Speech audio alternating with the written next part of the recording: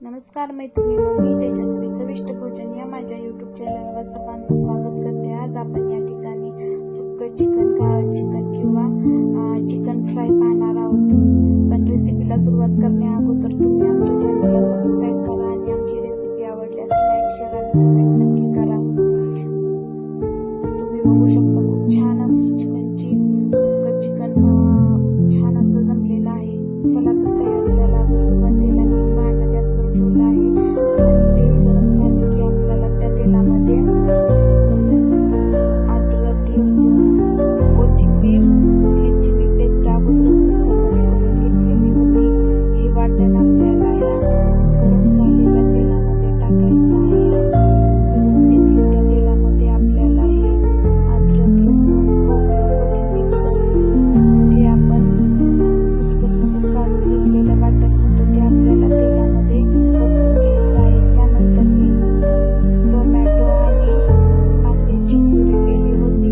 त्यासाठी कांदा आणि टोमॅटो मी सुरुवातीला तेलामध्ये तव्यावरती परतून घेतलेला होता आणि नंतर हे तेलामध्ये टाकलेला आहे। तोही आपल्याला व्यवस्थितपणे तेलामध्ये भाजून घ्यायचा आहे।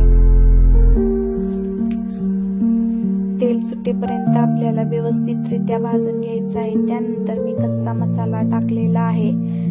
त्या कच्च्या मसाल्यामध्ये लवंग, दालचिनी, शहाजिरे, काळी मिरी, तमालपत्र आणि स्टारफूल असं मी एक मिक्सरमधून त्याची पावडर तयार करून अगोदरच ठेवली होती। तो कच्चा मसाला यामध्ये मी वाटण त्याचं घातलेलं आहे आणि तेलामध्ये व्यवस्थितरित्या असं परतून घेत आहे। तेलामध्ये मसाला छान असा परतला की वास पण खूप छान येतो। आता हळूहळू तेल पण सुटायला लागलं आहे। त्यानंतर मी वरून कोथिंबीर आणि त्याच्यामध्ये पुदिन्याची पानं टाकलेली आहेत आणि तेही तेलात आपल्याला व्यवस्थितरित्या परतून घ्यायचे आहेत। पुदिन्याचा फ्लेवर खूप छान येतो। सुक्कं चिकन किंवा फ्राय चिकन किंवा काळं चिकन खायला खूप टेस्टला आणि खायला खूप छान असतं। भाकरी सोबत तर ह्याची खायची मजाच खूप छान असते। त्यानंतर हा काळा मसाला जो घरी केलेला आहे तो मी ह्याच्यामध्ये टाकलेला आहे। ह्याच्यामुळे भाजीला चव अजून वाढते आणि हा मसाला व्यवस्थितरित्या आपल्याला तेलामध्ये परतून घ्यायचा आहे। हा मसाला आपण तेलामध्ये परतून घेत आहोत। आपण व्यवस्थितरित्या हा तेलामध्ये परतून घेतलेला आहे आणि आपण आता जे मिठाचं चिकन शिजवून घेतलं होतं ते मी अगोदर शिजवून घेतलेलं होतं। त्यामध्ये मी हळद आणि मीठच फक्त टाकलेलं होतं आणि ते वाफवून घेतलेलं होतं। आता हे तेलामध्ये टाकायचं आहे आणि ते व्यवस्थितरित्या मसाला लागेल असे आपल्याला उलटण्याच्या साहाय्याने हे हलवून घ्यायचं आहे। खूप खमंग असा वास सुटलेला आहे या रेसिपीचा आणि वरून आपल्याला कोथिंबीर टाकायची आहे आणि थोडीशी पुदिन्याची पानं पण टाकायची आहेत।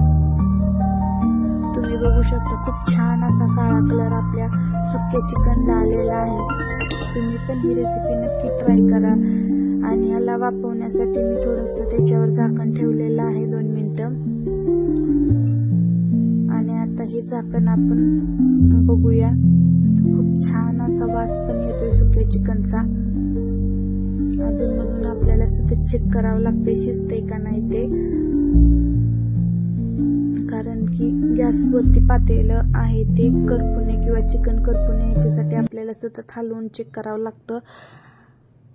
आपलं हे सुक्कं काळं चिकन असं बनवून तयार झालेलं आहे। आमची रेसिपी तुम्हाला कशी वाटली नक्की कमेंटमधून सांगा आणि आमच्या चॅनलला सबस्क्राईब करायला विसरू नका।